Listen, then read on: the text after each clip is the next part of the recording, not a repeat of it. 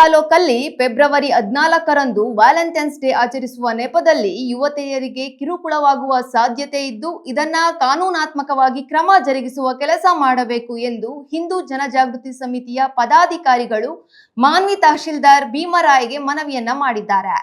ತಹಶೀಲ್ದಾರ್ ಕಚೇರಿಯಲ್ಲಿ ಮನವಿ ಸಲ್ಲಿಸಿದ ನಂತರ ಸುರೇಶ್ ನಾಡಗೌಡ ಮಾತನಾಡಿ, ಪಾಶ್ಚಾತ್ಯರ ಕೆಟ್ಟ ರೂಢಿ ಭಾರತದಲ್ಲಿಯೂ ವ್ಯಾಪಕವಾಗಿ ಹರಡಿದೆ.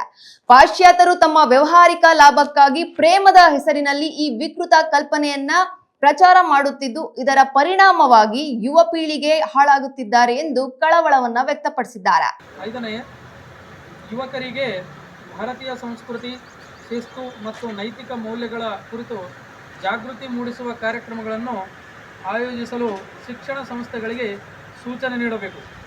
ಮಾನ್ಯರೇ, ಸಮಾಜದ ಹಿತದೃಷ್ಟಿಯಿಂದ ಹಾಗೂ ಯುವ ಪೀಳಿಗೆಯ ಭವಿಷ್ಯವನ್ನು ರಕ್ಷಿಸುವ ನಿಟ್ಟಿನಲ್ಲಿ ಮೇಲ್ಕಂಡ ಮನವಿಗಳಿಗೆ ತ್ವರಿತವಾಗಿ ಸ್ಪಂದಿಸಿ ಅಗತ್ಯ ಕ್ರಮ ಕೈಗೊಳ್ಳುವಂತೆ ವಿನಂತಿಸುತ್ತೇವೆ.